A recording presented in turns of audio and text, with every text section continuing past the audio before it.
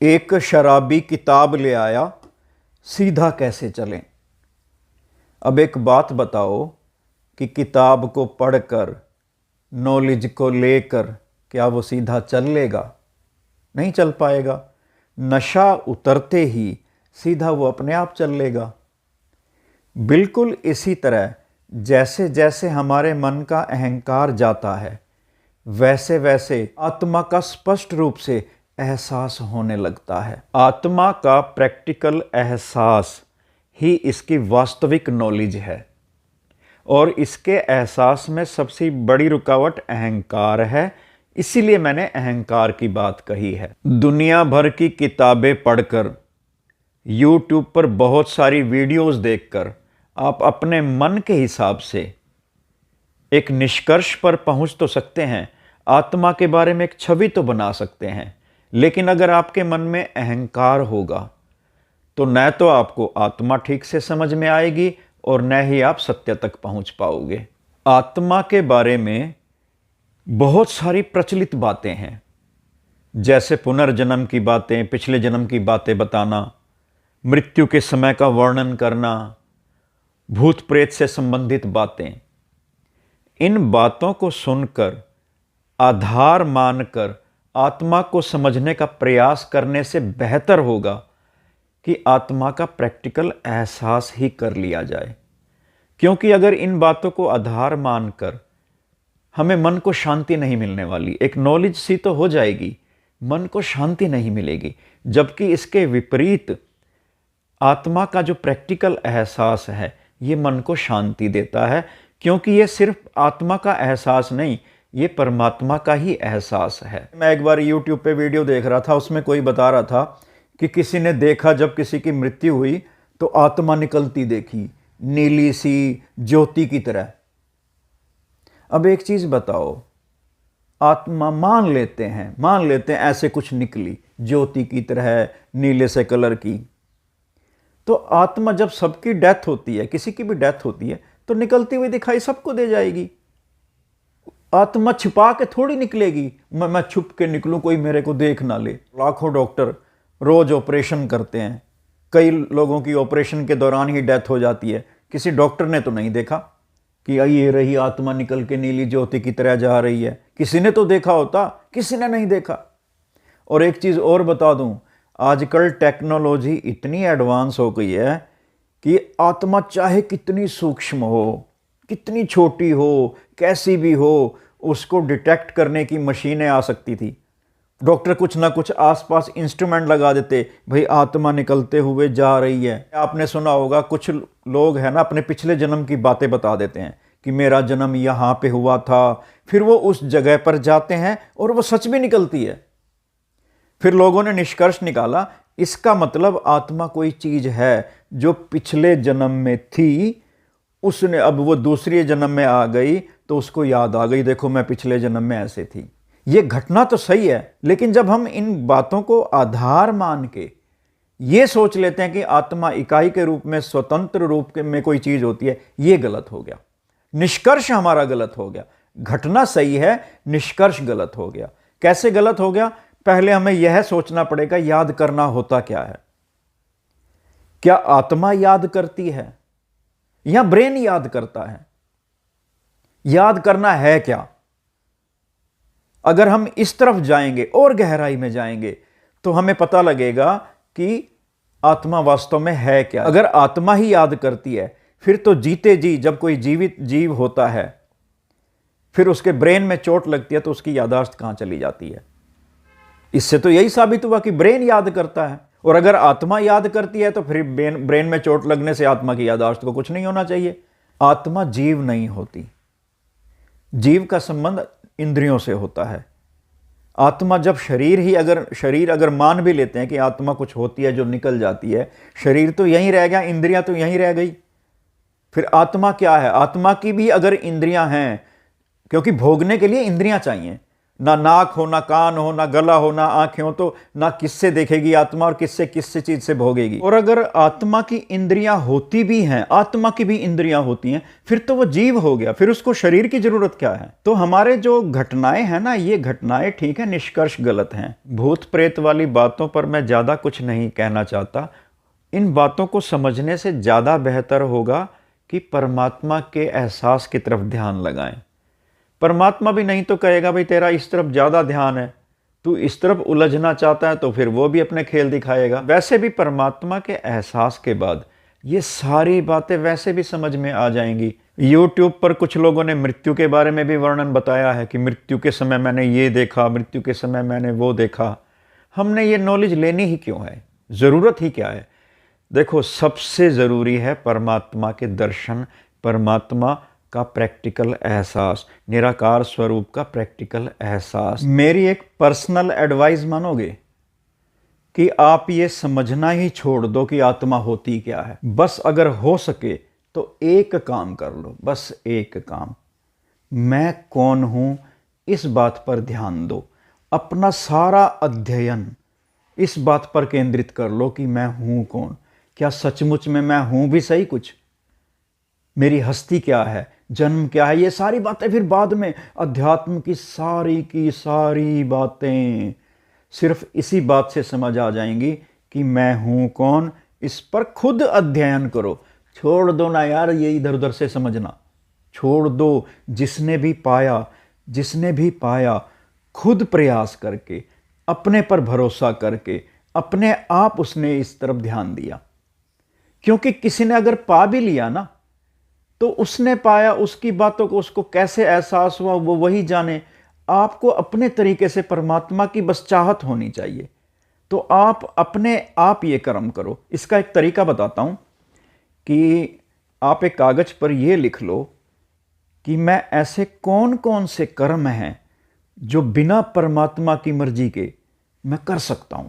अगर मैं स्वतंत्र रूप से अलग से कोई एंटिटी हूं, अलग से मैं कुछ हूं, अलग से मैं आत्मा हूं, मेरी कोई शक्ति भी तो होगी ना, किसी पदार्थ का भी तो बना हूंगा ना, तभी तो मैं कहूंगा मैं कुछ हूं। इसी पर ध्यान देना है कि मैं ऐसे, अगर मैं अलग से कुछ हूं तो कौन कौन से ऐसे कर्म कर सकता हूं जिसमें परमात्मा भी दखल ना दे पाए। क्या मैं अपनी मर्जी से सो के उठ सकता हूं? अपनी मर्जी से। क्या मैं अपनी मर्जी से सो भी सकता हूं? क्या मैं अपनी मर्जी से खाना पचा सकता हूं?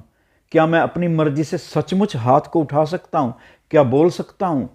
सारे कर्म पर ध्यान देना है। ईमानदारी बरतनी है, इसमें ईमानदारी बरतनी है, जल्दी नहीं करनी, इस पर चिंतन करना है। क्या मैं सचमुच में होश में भी रह सकता हूं? अगर मैं हूं कुछ, तो मेरी मर्जी से कुछ हो जाना चाहिए ना, मेरी कुछ अपनी हस्ती होनी चाहिए, तभी तो मैं कहूंगा मैं हूं, तभी तो मैं कहूंगा चलो मैं आत्मा हूं। थोड़ा और गहराई में भी जाना है। जैसे लोग तो सोचते हैं, आपने ये सोचना है कि सोचना क्या होता है, सोचना क्या होता है, इस पर ध्यान देना है। ये दर्द क्या होता है, हंसी क्या होती है, गम क्या होता है, खुशी क्या होती है, क्योंकि इन्हीं बातों से तो संसार है।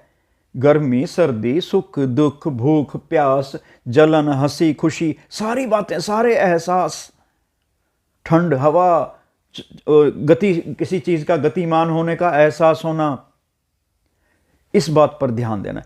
एक चीज और बताऊं, सब कुछ यहीं पे है। कितनी हैरानी की बात है, आत्मा यहीं पे, परमात्मा यहीं पे, हम किताबों में ढूंढते हैं, आ जाएगा समझ उससे, हम YouTube से ढूंढते हैं। जो चीज यहां है यहीं अध्ययन कर लो ना। एक इंसान ने ना एरोप्लेन कभी देखा ही नहीं था, सुना ही नहीं था, उसको दूर दूर तक अंदाजा ही नहीं था कि एरोप्लेन होता क्या है। उसके पास बैल थे, बैलगाड़ी थी, किसी ने उसको एरोप्लेन के बारे में बताया कि एरोप्लेन ऊपर आकाश में ऐसे ऐसे उड़ता है। तो वो कहता है फिर उसके बैल कैसे बंधे होते हैं, बैल कैसे चलते हैं। कहने का मतलब वो जिस चीज की कल्पना कर रहा है ना, उसमें भी वो बैल को डाल रहा है बीच में, क्योंकि वो बैल से हटकर वो कुछ सोच ही नहीं पा रहा कि इसके बिना भी कोई चीज चल सकती है। बिल्कुल इसी तरह हमारी इंद्रियां हैं, शरीर है, ये सब है। तो जब हम आत्मा की कल्पना करते हैं तो आत्मा को भी इंद्रियों वाला कल्पना करते हैं। जैसे अभी हमारे अंदर अहंकार होता है, मैं भाव होता है, मैं हूं, ऐसे हम आत्मा के बारे में भी सोचते हैं। जैसे हम सुख दुख भोगते हैं, हम सोचते हैं आत्मा भी सुख दुख भोगती होगी, आत्मा भी भटकती होगी। तो हमारी कल्पना आत्मा की वैसी हो जाती है। जैसे हमारा यहां नाक है, यहां आंख है, सब कुछ वैसा ही हम आत्मा के बारे में सोचते हैं। अगर हम और गहराई में जाएं तो सारी बातों के पीछे जो अज्ञानता है, जो भ्रम है, उसके पीछे हमारा अहंकार ही होता है। जैसे हमें लगता होगा कि जो बचपन में मैं था वही का वही अब मैं हूं। ऐसे लगता होगा ना भाई, एक ही मैं हूं जो बचपन, जवानी और अब बुढ़ापा, इस तरह से उम्र के फेज को मैं फेस करता हूं, जीता हूं। तो मैं अपने आप को एक फिक्स्ड इकाई के रूप में, एक एंटिटी के रूप में कुछ अपने आप को समझता हूं जो बचपन से अब तक मैं हूं, जबकि वास्तविकता कुछ अलग है। मैं हर पल नया हूं, क्योंकि मैं असल में हूं ही नहीं। इसी आत्मा से उत्पन्न होने वाला एक भाव मात्र हूं, जिसके कारण मुझे लगता है कि मैं कुछ हूं। पिछला वास्तव में कुछ होता ही नहीं। जो पास्ट है ना, वो एग्जिस्ट ही नहीं करता। अब मैं हूं जैसे वो बचपन वाला मैं तो अब मर चुका है, खत्म हो चुका है वो। बड़ा ध्यान से सुनना इस बात को, सार है इसमें। पिछला कुछ होता ही नहीं है। अगर ये याद नाम की चीज ना ही होती, यादाश्त ही ना होती, तो क्या पिछला एग्जिस्ट करता? जैसे हम बचपन की बातें याद करते हैं, मैं याद करता हूं पहले ऐसे था, फिर ये घटना हुई थी, फिर अगर याद ही ना होता, कुछ याद जैसा कॉन्सेप्ट परमात्मा ने रचा ही ना होता, तो पिछला कुछ होता ही नहीं। मैं होता ही नहीं, बचपन वाला मैं ही नहीं था, मैं सिर्फ अब होता। और ऐसे ही अगर कल्पना नाम की कोई चीज ना होती, तो मैं भविष्य के बारे में भी कुछ नहीं कल्पना कर पाता, मैं सिर्फ वर्तमान में ही होता। तो पिछले होने का अस्तित्व वो हमारी यादाश्त से है। याद क्या करना होता है? अगर हम ये सोचें, याद होता क्या है करना? क्या आत्मा याद करती है? याद करना होता क्या है? एक मन में पिछली पिक्चर चल जाती है। क्या मैं वो अपनी मर्जी से याद करता हूं? बहुत गहराई में जाएंगे तब हमें समझ में आएगा कि एक मैं ही मैं हूं, बस मैं ही मैं हूं, जिसका कोई रियल अस्तित्व है ही नहीं। मैं सिर्फ मैं हूं, वहम हूं एक। और इसी आत्मा से ही, आत्मा की ऊर्जा के कारण मुझे लगता है कि मैं हूं, वरना मैं नहीं हूं। मैं भगवान का शुक्र करता हूं कि हे प्रभु, तूने मुझे बचा लिया, नहीं तो मैं भी अपने आप को किताबों में ढूंढता। मैं भी किताबों में पढ़ता रहता, आत्मा क्या होती है, जीवात्मा क्या होती है। मैं भी नॉलेज को ही सब कुछ समझ बैठता, तेरा एहसास कभी ना हो पाता। शुक्र है प्रभु, तूने मुझे इस चक्कर से बचा लिया कि मैं विद्वता के चक्कर में नहीं पड़ा। आत्मा क्या होती है मुझे नहीं चाहिए थी नॉलेज, मुझे तेरा एहसास चाहिए था। वही मैंने जैसे बात कही थी, जैसा आप चाहोगे ना वैसा ही संसार, वैसा ही प्रभु आपको देगा। आप प्रभु की इच्छा करो ना, नॉलेज की इच्छा क्यों करते हो? विषय है ही नहीं ये। जिसने प्रभु को पाने की जिज्ञासा जाहिर की, उसी को ही तो मिलेगा प्रभु। जिसको नॉलेज की जिज्ञासा है भी, ये क्या होता है, भूत क्या होता है, फिर ऐसे क्यों होता है, फिर वैसे क्यों होता है, ठीक है, परमात्मा भी कहता है ठीक है, उलझा रहा है। सीधी सी बात बोल, मुझे चाह, मेरी चाह ना रखना। मेरी चाह ना रखेगा मैं मिलूंगा। तू चाहता है नॉलेज, आप कहोगे एक ही तो बात है, नॉलेज का चाहना ही तो प्रभु का चाहना है। नहीं, एक बात नहीं है। नॉलेज लेने के पीछे मन का अहंकार होता है। एक ये होता है कि ये क्या होता है, ये क्या होता है, उससे अहंकार संतुष्ट होता है। यहां उल्टा करना है, नॉलेज छोड़नी है, डी नॉलेज करना है, जितना खाली करना है खाली करना है, समर्पित होना है।